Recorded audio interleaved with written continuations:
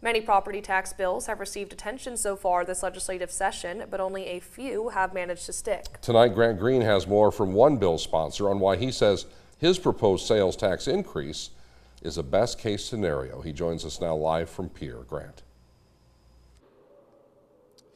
Good evening, Brian and Kara. Well, Sioux Falls Representative Czmowski says that his bill, Representative Czmowski convinced the House Taxation Committee to buy in on not one, but two sales tax increases in order to eliminate school-related property taxes. And he says, despite what some opponents may say, his bill is not regressive.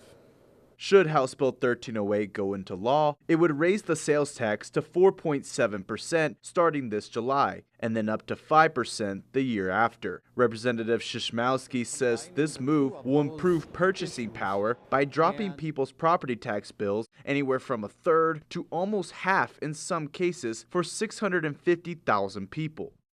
That's 2/3 of the population of South Dakota. So I think that this bill does cover the vast majority, and my hope is by reducing the property tax that those people that are renting will make it easier for them to afford a mortgage and live out that American dream of being a homeowner.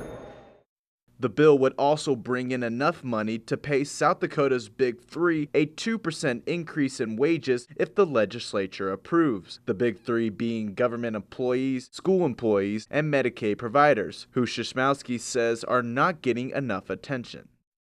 I think it sends a signal to them how important it is that we value them rather than them being a last thought in the budget. What can we afford? I think we should prioritize them first, and maybe some of the other things can go to the last priority. But a sales tax increase is a divisive issue for the legislature. Folks that don't own a home are paying sales tax on their food and clothing and all those items. But then there's folks that want to use those dollars that everybody pays to go to their owner-occupied home and provide property tax relief. That's a feudal philosophy that I don't agree with. Czmowski says every bill can be nitpicked, but the state cannot let that prevent progress. Well, I don't think House Bill 1308 is perfect either, but when I combine all the factors and all the things that we need to sort, I believe it's the best option that we've got in order to go home to our constituents and say we did our job and we went to work and we came home with a solution. House Bill 1308 passed 10-2. And Representative Czmowski said he would be all for having his bill combined with other property tax related bills that may have to do with the sales tax in order to produce the best possible package for the state.